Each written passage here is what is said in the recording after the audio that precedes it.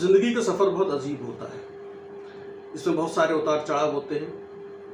कभी ये हमें ऊंचाइयों की तरफ लेके जाती है, कभी हमें नीचे की तरफ भी ले आती है। ज़िंदगी कभी हमें हंसाती भी है, कभी रुलाती भी है, और कभी कभी एक ऐसा फेज़ आता है जब ना हम हंसते हैं और ना ही रोते हैं। तभी कहा गया है ज़िंदगी एक पहेली है, और इसको सुलझाते सुलझाते कभी कभी हम इसमें उलझ भी जाते हैं। तो ज़िंदगी बहुत सारे रंग अपने अंदर समेटे हुए हैं। आखिरकार ज़िंदगी है कैसी? हर इंसान की ज़िंदगी अलग अलग होती है। तो क्या है ज़िंदगी और किस तरीके से ये ज़िंदगी लोगों को अपने साथ लेकर चलती है? हर इंसान की अपनी एक अलग कहानी है। तो स्टोरी ऑफ लाइफ, इसमें आज हम बात करने जा रहे हैं निधि वर्मा से, डॉक्टर निधि वर्मा। निधि की भी अपनी कहानी है। कैसे निधि डॉक्टर निधि वर्मा बनी, कैसे वह एंटरप्रेन्योर बनी, कैसे आज वो एक सेलिब्रिटी है और लोगों के लिए रोल मॉडल है। लोग कैसे आज उससे इंस्पिरेशन लेते हैं। आखिरकार इसके पीछे क्या कहानी है निधि की, कैसे पहुंची वो यहाँ तक। आइए निधि से बात करते हैं। निधि, सबसे पहले तो मैं आपको क्या कहूँ, एजुकेशनिस्ट कहूँ, एंटरप्रेन्योर कहूँ, सेलिब्रिटी कहूँ, मतलब क्या कहूँ मैं आपको? सर आप मुझे डॉक्टर निधि करके बुलाइएगा। ये सब तो मुझे बाहर से सम्मान से मिला हुआ है, जो मैंने खुद की मेहनत से किया है। तो मेहनत से तो सारी चीज़ें की हैं, लेकिन जब हम मार्केट में जाते हैं तो सम्मान और ये सारी चीज़ें हमें ही लोग आगे बढ़ाते हैं। और मैं पूरी जनता से और जितने भी मेरे फैन फॉलोइंग है उनको ही थैंक्स बोलती हूँ कि जो भी मैं आज बनी हूँ सेलिब्रिटी, ये सब चीज़ें तो वहाँ से मिलती है। लेकिन जब हम मार्केट में आए तो मैं डॉक्टर निधि बनी पहले, तो एजुकेशन साथ में था, तब मेरे आगे मैंने मेहनत करी। डॉक्टर निधि को आप लोगों ने सेलिब्रिटी बनाया है, आप लोगों ने बनाया है और आप लोगों से सीखा है मैंने। आप तो बहुत यंग हैं, लोग यहाँ तक पहुँचने के लिए लगभग जिस एज में पहुँचते हैं, तो ये सफ़र कैसा रहा? मैं सिर्फ बचपन की बात नहीं करूँगा।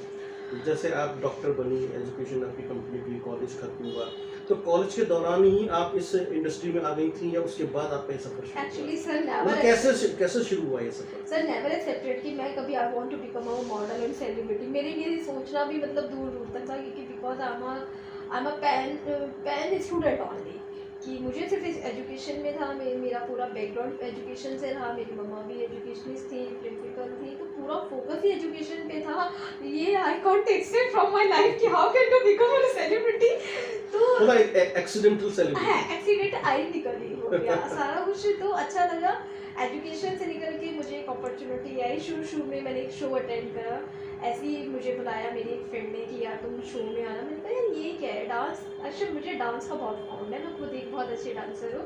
तो मैंने कहा ठीक है यार, डांस सीखने तो मैं हूँ। कहती नहीं तू, अब जब तक हमने मास्टर कर लिया था, क्योंकि मैं तुझे गेस्ट में बुलवाऊंगी। मैंने कहा ठीक है। जब मैं गेस्ट में गई, ऑनर्ड मिला, सब चीज़ें हुई, तो वहीं पे काफ़ी लोग मेरे से इतने इंस्पायर हुए। ITS कॉलेज के सर की बहू थी जैसे मधु शर्मा मैडम, वो मेरी इतनी अच्छी दोस्त बनी। मेरा ड्रेसिंग सेंस देख के उन्होंने कहा कि निधि तुम डिज़ाइनर हो? मैंने कहा नहीं। कोई कहता यार तुम डांस की टीचर हो, क्योंकि वो मेरी जो साड़ी थी, मैंने साड़ी वेयर की थी, उस पर कुछ गिटार वगैरह थे। तो मतलब बहुत सारी अपॉर्चुनिटी, और वहाँ से मेरी एक किक मिला। फिर मैंने सेकंड जब मैं शो में आने लगी, तो मेरी मम्मा को ये सब चीज़ें बिल्कुल पसंद नहीं थी। तो उन्होंने मुझे बोला कि इतने एजुकेटेड हो गए, ये लाइन ऐसे थोड़ी ना होता है कि फैशन के लिए सब मॉडलिंग समझ से हमारे बाहर है भाई। हम लोग बिजनेस फैमिली से रहे हैं, तो मेरी तो दूर दूर तक फैमिली में कोई पॉलिटिक्स नहीं, कोई कुछ नहीं, सब डॉक्टर एजुकेशन में है। तो मैंने कहा ठीक है यार, बुरा मम्मा को मैं दुखी सैडनेस नहीं कर सकती थी, तो मैंने कहा ठीक है छोड़ो। लेकिन अपॉर्चुनिटी अंदर बहुत आ रही थी पीछे से। तो ये जो फेज है लाइफ का निधि, एक बिजनेस फैमिली बैकग्राउंड है, घर में सब लोग वेल एजुकेटेड लोग हैं, मीडिया को लोग अच्छा नहीं समझते हैं, फैमिली में लोग आपको सपोर्ट करने के लिए तैयार नहीं थे, जैसे आपने मम्मा के बारे में कहा। तो आखिरकार ऐसा मतलब कैसे फैमिली का सपोर्ट मिला, कैसे भाइयों को या फादर को, मदर को आपने तैयार किया कि नहीं मुझे मीडिया में ही जाना है, मुझे इस तरह का ही काम करना है? तो वो जो चैलेंजेस थे आपके साथ, वो एक्चुअली मैंने मना कर दिया लोगों को कि मैं मम्मी को बहुत प्यार करती थी। तो मम्मा ने बोला, जब भी कोई कॉल आती थी फंक्शन में, मुझे नहीं मम्मा जा रही नहीं है। अच्छा ठीक है। एक दिन मुझे थोड़ा लगता था कि यार जाओ आगे बढ़ो, तो मैंने मेरी मौसी जी आई थी, मेरी रियल मौसी थी, मैंने उनसे शेयर किया। तो मेरी मौसी ने बोला कि नहीं अरे कितने लोगों को अपॉर्चुनिटी मिलती है, मतलब मेरी मम्मा को बोला कि नहीं, लड़की को इतनी एक्टिव है बेटी है और इसको आगे निकालो, बेटा तुम जाया करो और हर शो में जाओ। मेरी मम्मा उनके सामने कुछ बोली नहीं, बाद में कह रहे ठीक है, जब मौसी ने बोला तो करके देख लो। तो मैंने कहा ठीक है यार, बस। तो फिर तो लाइफ का जो टर्निंग पॉइंट है वो हाँ, आपकी मौसी थी। मौसी थी। तो इसका क्रेडिट मौसी जी को जाता हाँ, है, मौसी जी उन्होंने को जाता आपको है। यहाँ तक लेकर आए। तो being a girl, being a woman, है ना, तो किस तरह के चैलेंजेस आपने सबसे ज्यादा इस इंडस्ट्री में फेस किए? क्या सर चैलेंजिंग तो रहा, क्योंकि चैलेंज मेरे जो मेरे फादर भी थे मेरे साथ, तो चैलेंजिंग रहा कि देखिए ब्यूटी में से ब्यूटी नहीं, मैं ग्लैमर्स भी रही 2000, काफ़ी मैंने क्राउन होल्डिंग विनर रही मैं, और बहुत अच्छे प्लेटफॉर्म से विनर रही। तो मेरी मौसी जी ने कहा था कि अब मैं मानती हूँ कि सुंदरता में सुंदरता को जज करना दैट इज़ वेरी कॉम्प्लिकेटेड। तो वहाँ से जब मुझे सारी चीज़ें मिलना स्टार्ट हो गई, मैं विनर रही और शो स्टॉपर भी बनी, शो ओपनर बनी, चीज़ें होती रही और मैं करती रही, मैं डिफीट नहीं हारी। और मैंने खुद में एक अच्छा, शुरू से मैं एकेडमी लाइन से रही, तो मुझे ये ग्लैमर चीज़ें करनी नहीं आती थी। मैं बिल्कुल जैसे सिंपल से जाती थी, तो यार देखती थी फोटो बड़ी पुअर आती है यार, इन लोगों के सामने तो मैं कुछ भी नहीं हूँ। तो फिर धीरे धीरे खुद को टाइम दिया, खुद को चीज़ों को समझा। ऐसा नहीं था कि कर नहीं सकते थे, लेकिन एकेडमी क्वालिफिकेशन आपको पता है, लड़कियाँ बहुत सोकर रहते हैं, समझ में नहीं आता कैसे प्लानर्स को फॉलो करें, लेकिन धीरे धीरे उसको स्टडी किया, धीरे धीरे लर्न पॉइंट पर आए और चीज़ें करी। जैसे हम चैलेंजेस की बात करते हैं, जैसे कहा जाता है लड़कियों के लिए ठीक नहीं है इंडस्ट्री, है ना, बहुत सारी चीजें सर ऐसे यस यस ऐसे, एक्चुअली सर वो तो हम पे डिपेंड करता है कि हमें कौन सा राइट पाथ चुनना है ना। लोग तो आपको मिलेंगे मिसगाइड करने वाले, और कुछ ऐसी अपॉर्चुनिटीज आती हैं, पर मुझे उन चीज़ों की नीड नहीं पड़ी, क्योंकि मैं फुलफिलमेंट थी बाय फैमिली और बाय खुद से भी। तो जो नेगेटिव था उसको मैंने लीव किया और आगे बढ़ी। यदि आपकी उसके बाद जैसे आपके मदर का या फादर का क्या रोल रहा, किस तरीके से उन्होंने आपको इनकरेज किया? कुछ ऐसी यादें जुड़ी हुई हो आपकी मम्मी के साथ में जो आपकी सक्सेस को उन्होंने एंजॉय किया हो, पापा ने सक्सेस को एंजॉय किया हो, ब्रदर ने सक्सेस को एंजॉय किया हो? एक्चुअली ब्रदर ने तो, मेरे बड़े वाले ब्रदर ने मुझसे मतलब बहुत गुस्सा किया कि क्या है ये लाइन, क्या चुन रखी है, कहाँ ये वहाँ जाती है वहाँ जाती है। वो बल्कि उसने मुझसे बोलना भी छोड़ दिया था कुछ टाइम। तो मम्मी ने कहा कोई बात नहीं, इसका मन है, इसका मन है, करते रहो। तो मुझे भी लगा यार ब्रदर्स ऐसे बोल रहे हैं, तो मैंने कहा नहीं मम्मी अब नहीं करेंगे। तो फिर बीच में एक अपॉर्चुनिटी आई, फिर जब तक मैं आधी डेस्टिनी पे आ गई थी इस लाइन में, फिर मैंने अपना शो किया, mister and miss and kids show, star of NCR, बहुत बड़े लेवल पे था मेरा, और काफ़ी सेलिब्रिटीज़ आए। तो मैंने उसमें अपनी मम्मा को बुलाया था लाइटिंग लाइन के लिए, तब मम्मा को वो चीज़ें समझ में आई जब उन्होंने लाइव देखा कि इतने लोगों को जोड़ना तो बड़ा चैलेंजिंग है, क्योंकि वो एजुकेशन में थी। तो उन्होंने सिर्फ 10 मिनट वहाँ स्पेंड किया, इतना बड़े शो ऑर्गेनाइजर की वो हेड रही थी, और सिर्फ उन्होंने 10 मिनट्स दिए, उन 10 मिनट्स में उसको सारा ऑब्जर्व कर गई और बस लाइटिंग लाइन करके घर आई। और उस दिन के बाद उन्होंने मुझे कभी नहीं रोका और बोला बेटा तू कर, मैं तेरे साथ हूँ। तो ये एक बहुत अच्छी बात है। इसके अलावा फादर से जुड़ी कोई याद ऐसी? सर फादर से जुड़ा तो सब कुछ ही है मेरा। तो फादर नहीं बताइए, हमारे दर्शक जानना चाहेंगे, सुनना चाहेंगे कि भाई एक्चुअली आज एक जो लड़की मैं के जी आज जो सेलिब्रिटी में बनी, कहीं ना कहीं फादर की वजह से, उनका ड्रीम था। तो मैं एकेडमी में थी, हमारे घर से कोई ये सेलिब्रिटी वगैरह ये सब चीज़ें नहीं जानते थे, या मतलब नहीं, हमारे घर की लड़कियां या हमारी फैमिली में कुछ ऐसा नहीं रहा। तो पापा मेरे को हमेशा सेलिब्रिटीज दिखाते थे, करण जो कॉफ़ी आता है, करीना कपूर, ये, और यार इनकी लाइफ बहुत अच्छी है, ये सब जगह घूमती है यार, सुंदर भी है, बताओ ये तो इतना एंजॉय करती है। अच्छा मुझे भी इनके बैक हिस्ट्री नहीं पता था, कितना स्ट्रगल होते हैं सेलिब्रिटी बनने में। मैं भी कहती यार बहुत सुंदर है यार, बहुत ही है इनको। हाँ, तो कहीं ना कहीं डैडी के मन में कुछ होता होगा मुझे लेके, वो मुझे बहुत सबसे फेवरेट मैं थी अपने फादर की, on the earth, on the heart, in the heart. तो कहते थे, मैं कहती थी ना बहुत सुंदर बेटा, ऐसे रहे ना, देख इसका स्टाइल, देख इसका हेयर, देख उसका नेल पेंट, देख, वो हर बात को पकड़ते थे उनकी। तो अब जब बस धीरे धीरे आज शायद कहीं ना कहीं हाइटलेंसी में उनका अंदर का ब्लेसिंग्स काम कर रहा है। मतलब एक आपकी जो इंस्पिरेशन या मोटिवेशन जो है आपके पापा से मिला, हाँ, उन्होंने आपको बहुत मोटिवेट किया आगे बढ़ने के लिए कि आप ऐसा कुछ कर सकते हैं, हाँ, और उस स्ट्रगल के लिए भी उन्होंने तैयार किया। बिल्कुल बिल्कुल। तो यानी कि आपके जो सक्सेस के पीछे आपके पापा का भी हाथ है, बिल्कुल, बहुत बड़ा हाथ है। तो आपके पापा से जुड़ी कुछ यादें, जब उन्होंने देखा कि हाँ मेरी बेटी आज वो बन गई है? वो ये लाइन 5 ईयर्स से मैं रन कर रही हूँ, और 5 ईयर्स पहले मेरे डैडी की डेथ हो गई थी। तो उनसे पहले मेरा ऐसा नहीं था, मैं एकेडमी लाइफ को जी थी। चलिए, लेकिन आपने उसके बाद आपने अपने फादर को सपने को पूरा किया है, आज आप वहाँ पहुँच गई हैं। बिल्कुल, आज मैं जो भी कुछ कर रही हूँ मैं अपने पेरेंट्स के ड्रीम्स को फॉलो कर रही हूँ और मेरी फैमिली का पूरा पूरा सपोर्ट है। और फैमिली के साथ मतलब अपनी लाइफ को देख साथ साथ आज मैं अपने घर को भी रन करती हूँ एज अ फिलर मेंबर। तो ये आपका जज्बा है कि आप जो है दूसरों के लिए रोल मॉडल हैं, इंस्पिरेशन है।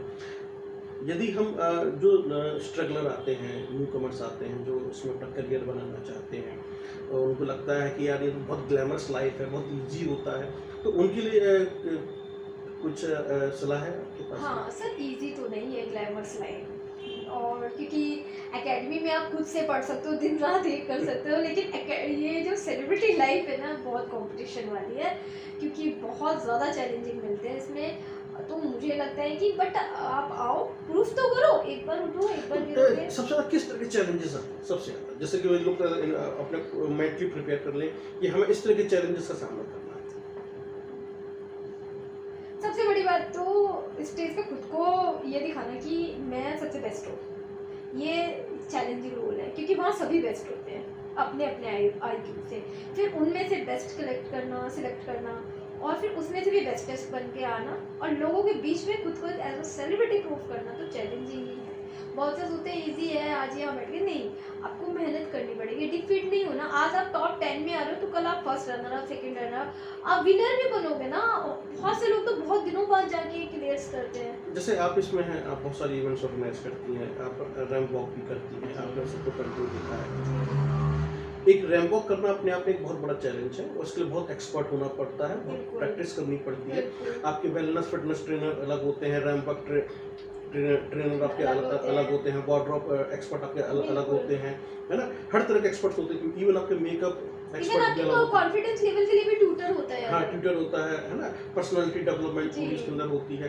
तो इस तरह की जो चीज़ें होने के बाद आप जो न्यू कमर्स हैं उनको क्या बताना चाहते हैं कि आप कैसे प्रिपरेशन करनी चाहिए कि आपकी रैंप वॉक, जब रैंप वॉक करें या शो स्टॉपर बने या शो ओपनर बने, तो आपकी क्या तैयारी होनी चाहिए? हाँ, मैं चाहूँगी कि जब आप रैंप वॉक पर आते हैं ना, तो आप खुद के लिए रैंप वॉक करने आओ, किसी को हराने या मेरे से बेस्ट हो रहा है या वो करेगी। आप जब रैंप वॉक पर आओ ना, आपको ये होना चाहिए मेरा फर्स्ट एंड लास्ट है, जी। तो आप बेस्ट कर पाओगे। जिस टाइम आपके मन में ये होगा ना, अपने लिए करना है। हाँ, अपने लिए करना किसी फर्स्ट, बताने के लिए नहीं जिस करना। टाइम वो ये सोच लेगी ना मेरा first and last ramp walk है, वो हर रैंप वॉक की सेलिब्रेट करेगी। देखिए, जैसा अभी कहा निधि ने कि अपने लिए करना है, यानी कि आपका जो कॉम्पिटिटर है ना वो खुद आप स्वयं हैं। अपने आप से कंपटीशन कीजिए, अपने लिए कीजिए, तब आप जीत सकते हैं और आप बेहतर परफॉर्मेंस दे सकते हैं रैंप के ऊपर। एक रैंप वॉक से पहले बहुत सारी तैयारियां होती हैं, Yes. जिसके बारे में लोग नहीं जानते। उन्हें लगता है ठीक है अब जाएंगे, चल पड़ेंगे। आपने देखा होगा कि छोटे छोटे शोज होते हैं गली मोहल्ले में, गली मोहल्ले का मैंने हाँ, जिक्र किया। बिल्कुल होते हैं सर। वो क्या वो सही समझती हैं आप, जिनके पास में कोई जज बन जाता है, कोई रैंप वॉक करने लगता है, कुछ कुछ सर नहीं मेरा पता। मानना है कि विदाउट गेट टू अचीवमेंट और विदाउट गेट टू नॉलेज आप इस लाइन को प्लीज़ जज मत करिए, कैसे भी करके या बायर्स को खरीद के या किसी के लिए, क्योंकि ये जो प्लेटफॉर्म है वो छोटा प्लेटफॉर्म नहीं है, यहीं से लोगों की लाइफ की नींव पड़ती है, बिल्कुल। सक्सेस होते हैं। जैसे अभी आपने कहा, इसमें फ्यूचर की अपॉर्चुनिटीज क्या क्या है? जैसे लोग कहते हैं आपको अब्रॉड में शोज मिल जाते हैं, या आप किसी के ब्रांड एम्बेसडर बन जाते हैं, या कहीं से कुछ ऐसा होता है। सर इसमें सबसे बड़ा रोल आपका TRP, आपका फेम होता है, उसके बाद आपको अपॉर्चुनिटीज आने लगती है। आप पहले खुद में बन के एक शाइन होते हैं, तभी लोग बड़ी बड़ी कंपनियां, आपके जो फैन फॉलोइंग होती है, आपका जो वर्क प्रोफाइल है, आपने कितना टॉप लेवल पे वर्क किया है, आपने क्या क्या अचीवमेंट किया, तो बड़ी बड़ी big companies of the name of you put on the brand ambassador, उसके लिए आपको पे भी किया जाता है। लेकिन कुछ है कि जब आपको एक करियर अचीवमेंट करने में खुद को पहले स्पेंड करना पड़ेगा, देन टू गेट। तो एक मॉडल अमूमन कितना कमा सकता है? ये बहुत वैसा सवाल है, लेकिन कितना सर कमा एक सकता है? मॉडल बहुत ज्यादा कमा एक सकता है, average अपने model। Average model. सर देखिए, मैं किसी की ये नहीं कह सकती कितना कमा सकता है। मुझे तो अगर उसका काम अच्छा है तो वो बहुत ज़्यादा एक साथ वो 3 कंपनियों का भी एम्बेसडर बन सकता है, और बनते भी हैं। तो उनकी जो इनकम होती है, मैं फर्स्टली होंगी, कोई बाउंड नहीं होती कि वो 1 लाख या 10 लाख या 20 लाख है। आप काम पे उतरिए, आपकी इनकम आपके हाथ में है। बिल्कुल। तो जैसे अभी आपने कहा, अभी आपने सुना कि एक मॉडल बहुत अच्छा भी कमा सकता है। और बहुत सारी एजेंसीज़ हैं दिल्ली एनसीआर में या ऑल ओवर इंडिया, बहुत सारी एजेंसीज़ हैं जो मॉडल्स के लिए काम करती हैं। बहुत सारी एड फिल्म बनाने वाली कंपनीज़ हैं, वो भी आपको हायर करती हैं, कंपनीज़ भी हायर करती हैं आपको। और ये पैन इंडिया लेवल पे भी चलता है, बाकी अब्रॉड में भी इंडियन मॉडल्स की काफ़ी डिमांड है। तो अभी आपने सुना समझा कि ये तो करियर की बात है, सारी चीज़ें हैं, और बाकी जो लाइफ है जिसमें हम बात कर रहे थे, सक्सेस का पार्ट तो हमने सुना निधि से कि कैसे ये सक्सेसफुल हुई। इसके अलावा लाइफ में जब आप बहुत सैड होती हो किसी भी रीजन से, चाहे वो कोई भी बिजनेस मीटिंग्स आपकी सक्सेसफुल नहीं हो पाई है, या किसी ने आपको धोखा दे दिया है, या कोई भी रीज़न व्हाटएवर, है ना, तब उस समय में आप क्या करती हैं, क्या करना पसंद करती हैं कि उस मोमेंट से बाहर निकलने के लिए? सर सैडनेस मुझे बहुत कम होता है। सर मैं सैडनेस बहुत कम फील कर पाती हूँ क्योंकि मैं बहुत पॉजिटिव रहती हूँ। नहीं हुआ तो कोई बात नहीं, उस दूसरा ऑप्शन मेरे पास हो जाता है, तीसरा ऑप्शन हो जाता है। मैं सैडनेस होना कम पसंद करती हूँ, मैं आपको बताऊँ तो। और सैडनेस मैं सिर्फ कभी कभी अपने क्या आप अपने आप से बात करती हैं उस वक्त, अकेला बैठना पसंद करती हाँ, हैं? मैं सॉलिट्यूड हूँ, मैं सॉलिट्यूड पर्सनैलिटी भी हूँ, आ जाती हूँ कभी कभी, जैसे सॉलिट्यूड बोलते हैं हमारे इंग्लिश लिटरेचर में। तो कभी कभी मैं खुद की फोटो से बात करती हूँ, खुद को बैठ के एंजॉय करती हूँ। यार तुम्हें ऐसा, मैं सैड नहीं होती, मैं खुद को चैलेंजिंग सेल्फ एनालिसिस, हाँ सेल्फ एनालिसिस करके कि भाई मैं खुद अपने आप से बात करना, समझना हाँ, क्या था क्या नहीं था। और आज तक दुख तो मैं ऐसा किसी को मौका नहीं देती कोई मुझे धोखा दे। धोखा आज तक शायद ही मुझे किसी ने दिया हो भाई, ये ब्लेसिंग्स है गॉड का, क्योंकि शायद मैं भी ऐसे लोगों के साथ नहीं रहती हूँ कि कोई धोखा दे या ये सब चीज़ें करे। धोखा वाला पार्ट मेरी लाइफ में नहीं है। ठीक है, तो दो तरह की चीज़ें हैं, एक तो वो है जो मॉडल्स बनना चाहते हैं, दूसरा वो जो आप ही की तरह से एक एंटरप्रेन्योर बनना चाहते हाँ, हैं, बहुत सारे businesswoman लोग बनना मुझे चाहते कॉपी हैं। करते हैं, बहुत तरीके से कॉपी करते हैं मेरे एक एक स्टाइल को भी। और मैं जैसे कि मेरे काफ़ी बड़े स्टूडेंट्स हैं पीजी यूजी और यूनिवर्सिटीज़ में, वो मेरे जैसा बनना चाहते हैं। तो बस मैं उनसे कहती हूँ बेटा आप लोगों के अंदर और भी अचीवमेंट है, आप मुझसे भी ऊपर जाओ, हर चीज़ को कॉपी कर लो। ये मेरे लिए गॉड ब्लेसिंग्स है कि मैं आप लोगों की इतनी बड़ी इंस्पायरेशन हूँ। मेरे पीजी यूजी मेडिकल स्टूडेंट्स हैं, और यहाँ तक कि काफ़ी मैच भी मुझे फॉलो करती हैं, एनर्जेटिक्स रहती है। तो अब मैं चाहती हूँ कि आप मुझसे भी आगे जाइए। चलिए चलते आखिरी सवाल, यदि कोई आपके जैसा बनना चाहे तो उसको क्या करना चाहिए? सर ये तो क्वेश्चन ये तो क्वेश्चन मैं क्या बताऊँ मेरे जैसा तो सर पता नहीं मुझे तो, मैं तो चैलेंजिंग पता नहीं, बहुत से लोग टूट जाते हैं मेरे जैसे लाइफ में सर। तो इस बात का आंसर मैं समझ में नहीं आ रहा कैसे दूँ, पर मेहनत करोगे तो आगे बढ़ोगे, बस इतना ही है। चलिए जैसा अभी निधि ने कहा, मेहनत करोगे तो आगे बढ़ोगे। आप यदि निधि के जैसा बनना चाहते हैं तो निधि की ज़िंदगी से सीखिए कैसे उन्होंने अपनी एजुकेशन कंप्लीट की, और एजुकेशन पे सबसे ज़्यादा फोकस रखा। लोग करते क्या है, कुछ सेलिब्रिटी बनने के लिए एजुकेशन को छोड़ देते हैं। वो स्कूल गई, कॉलेज गई, पीजी भी किया, डॉक्टर भी बनी, और उसके बाद एज ए बिजनेस वूमन सामने भी आई। उन्होंने रैंप वॉक भी की एज ए मॉडल, और as a business woman entrepreneur भी लोगों के सामने खड़ी हैं। आज वो किसी परिचय के मोहताज नहीं है, लोगों की रोल मॉडल है, लोगों को इंस्पायर करती हैं और मोटिवेट भी करती हैं बहुत सारे लोगों को। यदि आप उनके जैसे बनना चाहते हैं तो आपको उनके जैसे मेहनत भी करनी पड़ेगी। जो उन्होंने एक शब्द में बात कही कि मेहनत करनी पड़ेगी। बहुत बहुत धन्यवाद, आप देखते रहिए, बने रहिए आप हमारे साथ में। यदि आपको हमारा वीडियो पसंद आया तो आपसे सब्सक्राइब करें, शेयर करें, लाइक करें, और वो बराबर में बेल आइकन है, सो दबाना बिल्कुल ना भूलें, जिससे कि आपको नोटिफिकेशंस मिलते रहें। Thank you so much.